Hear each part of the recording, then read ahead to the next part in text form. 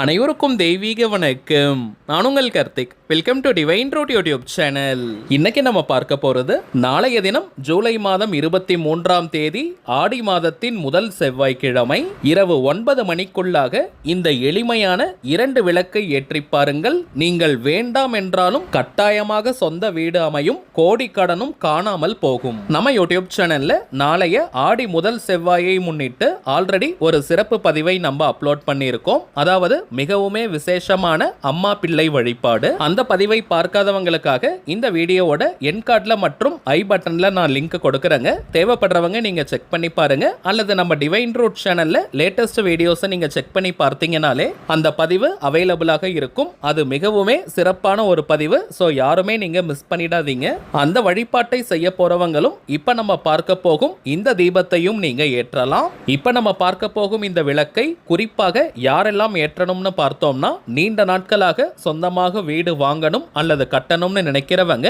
மற்றும் கழுத்தை நெரிக்கும் அளவிற்கு கடன் பிரச்சனையால பாதிக்கப்பட்டவங்க, மற்றும் அடகு வைத்த நகைகள் மற்றும் சொத்துக்களை மீட்க முடியாம இருக்கிறவங்க இந்த தீபத்தை நாளைய தினம் தவறாமல் நீங்க ஏத்திடுங்க. கை மேல உங்களுக்கு பலன்கள் கிடைக்கும். சரிங்க, இந்த தாந்திரிக தீபத்தை எப்படி எந்த நேரத்தில் ஏற்றணும்ன்றத இந்த வீடியோல டீடைல்டா நம்ம தெரிஞ்சுக்கலாம். அதற்கு முன்னாடி நம்ம சேனலை இப்பதான் நீங்க ஃபர்ஸ்ட் டைம் பாக்குறீங்கன்னா மறக்காம சப்ஸ்கிரைப் பண்ணிக்கோங்க. பக்கத்தில் இருக்க பெல் ஐகானையும் பிரஸ் பண்ணிக்கோங்க. அப்பதான் அப்லோட் பண்ற எல்லா பயனுள்ள தகவல்களும் உடனடியா உங்களுக்கு நோட்டிபிகேஷன்ல வரும். நம்ம சேனலை ரெகுலரா பார்க்கறவங்களுக்கு தெரியும், எந்த ஒரு ஆன்மீக விசேஷ நாட்களாக இருந்தாலும் அன்றைய தினம் முறைப்படி விரதங்கள் இருக்க முடியாதவங்க, கோவிலுக்கு போக முடியாதவர்களுக்காக எளிமையான வழிமுறைகளை நம்ம கொடுத்துக்கிட்டு இருக்கோம். அதன் அடிப்படையில் இப்ப நம்ம பார்க்க போகும் இந்த தாந்திரிக தீபம் ஏற்றும் முறையும் மிக மிக எளிமையானது.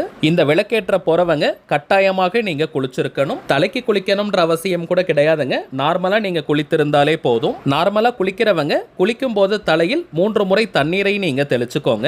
அசைவம் சாப்பிட்டுட்டு இந்த தீபத்தை நம்ம ஏற்றக்கூடாதுங்க. தெரியாமல் நீங்க அசைவம் சாப்பிட்டிருந்தீங்கன்னா திரும்பவும் இன்னொரு முறை குளிச்சுட்டு இந்த மெத்தடை ஃபாலோ பண்ணுங்க. பொதுவாகவே சொந்தமாக வீடு வாங்கணும் அல்லது கட்டணும்னா அதற்கு ஒரு அமைப்பு நமக்கு தேவை. அந்த அமைப்பை நவகிரகத்தில் இருக்கக்கூடிய செவ்வாய் பகவான் நமக்கு கொடுப்பார். ஜோதிட சாஸ்திரத்துல செவ்வாய் பகவானுடைய காரகத்துவம் ருணகாரகன் மற்றும் நிலகாரகன். ருணம்ன்ற வார்த்தைக்கு கடன் அப்படின்னு பொருள். சோ கடன் தொடர்பான பிரச்சனைகள் தீரணும்னாலும் அதற்கு செவ்வாய் பகவானுடைய அனுகிரகம் பூரணமாக நமக்கு தேவை.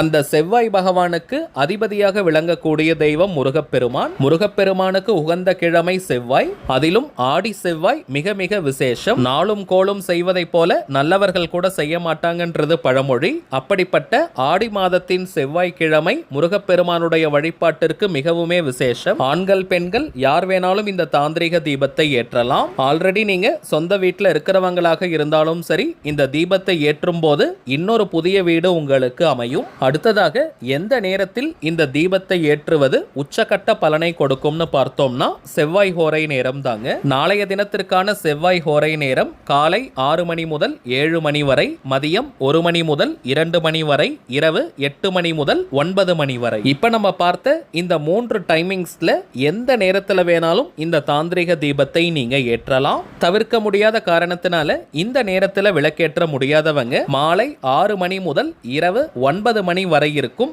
இந்த இடைப்பட்ட நேரத்துக்குள்ள எப்ப வேணாலும் நீங்க விளக்கேற்றலாம். இந்த தீபம் ஏற்ற போறவங்க புதியதாக 2 அகல் விளக்குகளை நீங்க வாங்கிக்கோங்க. அதாவது 2 மண் விளக்கு நம்ம வாங்கணும். ஆல்ரெடி பயன்படுத்தின விளக்குகளை இந்த தீபம் ஏற்ற யூஸ் பண்ண கூடாதுங்க. வீட்டிலேயே நீங்க பயன்படுத்தாத அகல் விளக்கு வச்சிருக்கீங்கன்னா அதை நீங்க எடுத்துக்கலாம். அப்படி இல்லைன்னா கடையில புதியதாக 2 அகல் விளக்கை நீங்க வாங்கிக்கோங்க. அதை நல்லா வாஷ் பண்ணி மஞ்சள் குங்குமம் போட்டு வச்சிருங்க. இந்த தாந்திரிக தீபத்தை வீட்டின் பூஜை அறையில தாங்க நம்ம ஏற்றணும். கோவிலில் இந்த தீபத்தை நாம் ஏற்றக்கூடாது. தனி பூஜை அறையெல்லாம் இருக்கணும்னு கிடையாதுங்க. வீட்டில் நீங்க சுவாமி படங்களை எந்த இடத்துல வச்சிருப்பீங்களோ அந்த இடத்திலேயே இந்த தீபத்தை நீங்க ஏற்றுங்க. தாந்திரிக தீபம்னாலே அதற்கு சில புறப்பொருட்கள் தேவை. இந்த மெத்தடுக்கு பிரதானமாக நமக்கு தேவைப்படுவது ஒரே ஒரு பொருள் மட்டும் தாங்க. அதுதான் துவரம் பருப்பு. நவகிரகத்தில் இருக்கும் அங்காரகனுக்கு, அதாவது செவ்வாய் பகவானுக்கு உரிய தானியம். 3 கைப்பிடி அளவு துவரம் பருப்பை நீங்க எடுத்துக்கோங்க. இதை புதியதாக தான் வாங்கணும்னு கிடையாதுங்க. வீட்டில் ஆல்ரெடி நீங்க வச்சிருக்கக்கூடிய பருப்பிலிருந்தே கொஞ்சமா எடுத்துக்கலாம். அப்படி இல்லைன்னா புதியதாகவும் நீங்க வாங்கலாம், தவறு கிடையாதுங்க. பொதுவாகவே செவ்வாய்க்கிழமையில் துவரம் பருப்பை வாங்கி வீட்டுக்கு எடுத்துட்டு வருவது நல்ல லட்சுமி கடாட்சத்தை ஏற்படுத்தும், வாஸ்து தோஷத்தை நீக்கும். ஒரு சுத்தமான அகலமான தட்டுல அல்லது கிண்ணத்துல 3 கைப்பிடி அளவு இந்த துவரம் பருப்பை நீங்க எடுத்துக்கோங்க. நான் ஒரு டெமோக்காக உங்களுக்கு காட்டியிருக்கேங்க. சோ அந்த தட்டு மற்றும் அகல் விளக்கிற்கு மஞ்சள் குங்கும பொட்டெல்லாம் நான் வைக்கல. நாளைய தினம் இதை நம்ம கட்டாயமாக செய்யணும். அந்த தட்டிற்கும் நீங்க சைடுல மஞ்சள் குங்கும பொட்டு வச்சிருங்க. அதே போல அகல் விளக்கிற்கும் நம்ம பொட்டு வைக்கணும். இந்த அகல் விளக்குகளை வைக்கக்கூடிய அந்த தட்டு பார்த்தோம்னா பிளாஸ்டிக் மற்றும் கண்ணாடியில் இருக்கக்கூடாதுங்க. இதை தவிர்த்து மற்ற எந்த மெட்டல்ல வேணாலும் அந்த தட்டு இருக்கலாம். ஒரு சின்ன டிஃபன் பாக்ஸ் மாதிரி கூட நீங்க எடுத்து அதுல கூட வச்சு தீபத்தை நீங்க ஏற்றலாம். இப்ப நீங்க டிஸ்பிளேல பார்ப்பதை போல 3 கைப்பிடி அளவு துவரம் பருப்பை எடுத்து அந்த தட்டுல பரப்பி வச்சுக்கோங்க. அதற்கு மேல 2 அகல் விளக்கை வச்சு நெய் ஊற்றி தீபத்தை நம்ம ஏற்றணும். கிழக்கு திசை ஈஸ்ட் டைரக்ஷனை ஃபேஸ் பண்ண மாதிரி தாங்க இந்த விளக்கை நம்ம ஏற்றணும். பொதுவாகவே பூஜை அறையில கிழக்கு திசை நோக்கி தான் நம்ம விளக்கை ஏற்றுவோம். சோ அதே டைரக்ஷன்ல தாங்க இந்த விளக்கையும் நம்ம ஏற்றணும். நல்லெண்ணெய் மட்டும் நம்ம பயன்படுத்த வேண்டாம். நெய் ஊற்றி தாங்க தீபத்தை நம்ம ஏற்றணும். திரி பார்த்தோம்னா நார்மல் பஞ்சு திரி அல்லது நூல் திரியை நீங்க யூஸ் பண்ணிக்கலாம். அந்த விளக்கிற்கு பக்கத்துல 2 பூ நீங்க வைக்கலாம். சாமந்தி, மல்லிகை, முல்லை, ரோஜா, அரளின்னு எந்த புஷ்பத்தை வேணாலும் நீங்க வைக்கலாம். இப்ப இந்த விளக்கிற்கு நைவேத்தியமாக ஏதாவது ஒரு இனிப்பு பிரசாதத்தை நம்ம வைக்கணும். கல்கண்டு, காய்ந்த திராட்சை அல்லது பழ வகைகள் அல்லது நீங்க வீட்டில் செய்யக்கூடிய இனிப்புகள்னு எதை வேணாலும் நைவேத்தியமாக வைக்கலாம். நைவேத்தியம் வைத்ததற்கு பிறகு இப்ப நம்ம டிஸ்பிளேல தெரியக்கூடிய முருகப்பெருமானின் அதிசக்தி வாய்ந்த இந்த மந்திரத்தை குறைந்தபட்சம் 10 நிமிடங்களுக்கு ஜபம் செய்யுங்க. நீங்க நின்னுட்டே கூட சொல்லிடலாம். முடியாதவங்க நீங்க தரையில அல்லது சேர்ல உட்கார்ந்து கூட சொல்லலாம். நின்னுட்டு சொல்றவங்க மற்றும் சேர்ல உட்கார்றவங்க நீங்க விரிப்பு போட வேண்டாம். வெறும் தரையில உட்கார்றவங்க மட்டும் ஒரு சின்ன விரிப்பு மாதிரி போட்டுட்டு அதற்கு மேல உட்கார்ந்து இந்த மந்திரத்தை நீங்க ஜபம் செய்யுங்க. புடவை, வேஷ்டி போல துணிகளை போட்டுட்டு கூட அதற்கு மேல உட்கார்ந்து இந்த மந்திரத்தை சொல்லலாம். இத்தனை முறை சொல்லணும்ன்ற எண்ணிக்கை கவுண்டிங்லாம் முக்கியம் கிடையாதுங்க. குறைந்தபட்சம் 10 நிமிடங்கள் சொல்லுங்க. அதிகபட்சம் அரை மணி நேரம் வரைக்கும் நீங்க சொல்லலாம். மந்திரம் சொல்றதுக்கு முன்னாடி உங்களுடைய சொந்த வீடு கோரிக்கை நிறைவேறணும் மற்றும் கடன் தொல்லை இருந்தால் அது தீரணும்னு மனமுருகி பிரார்த்தனையை செஞ்சுட்டு இந்த அற்புதமான மந்திரத்தை நீங்க சொல்லுங்க. விளக்கு நம்ம கிழக்கு திசை நோக்கி ஏத்தி வச்சிருக்கோம். சோ அந்த விளக்கை நீங்க பார்த்துக்கிட்டே சொல்லணும். அதாவது மேற்கு திசையை பார்த்துக்கிட்டே வெஸ்ட் டைரக்ஷனை ஃபேஸ் பண்ணி இந்த மந்திரத்தை நம்ம சொல்லணும். ஓம் சௌம் சரவணபவ ஸ்ரீம் க்ரீம் க்ளீம் க்ளௌம் சௌம் நமக. ஓம் சௌம் சரவணபவ ஸ்ரீம் க்ரீம் க்ளீம் க்ளௌம் சௌம் நமக. ஓம் சௌம் சரவணபவ ஸ்ரீம் க்ரீம் க்ளீம் க்ளௌம் சௌம் நமக.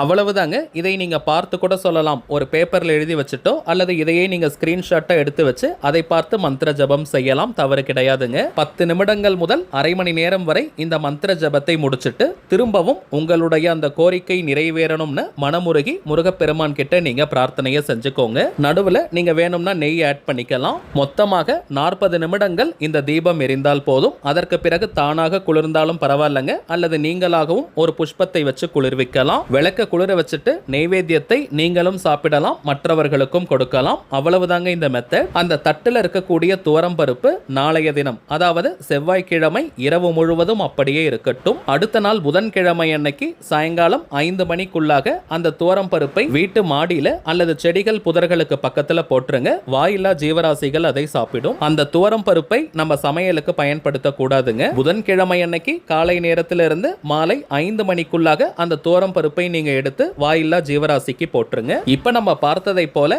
நாளைய ஒரு செவ்வாய்க்கிழமை மட்டும் இந்த தாந்திரிக தீபத்தை நீங்க ஏத்தி பாருங்க. அதிவிரைவாக உங்களுக்கு சொந்த வீடு அமைவது உறுதி. சரிங்க, அவ்வளவுதான் இந்த பதிவு. நிச்சயமா உங்களுக்கு பயனுள்ளதா இருந்திருக்கும்னு நினைக்கிறேன். மேலும் இந்த வீடியோ உங்களுக்கு பிடிச்சிருந்தா மறக்காம லைக் பண்ணுங்க. நம்ம சேனலையும் சப்ஸ்கிரைப் பண்ணிக்கோங்க. தேவைப்பட்டுச்சுன்னா உங்க ஃப்ரெண்ட்ஸ் அண்ட் ஃபேமிலிக்கும் இந்த வீடியோவை ஷேர் பண்ணுங்க. அடுத்ததா இன்னொரு முக்கியமான தலைப்போட நான் உங்களை சந்திக்கிறேன். என்றும் அன்புடன் கார்த்திக். நன்றி.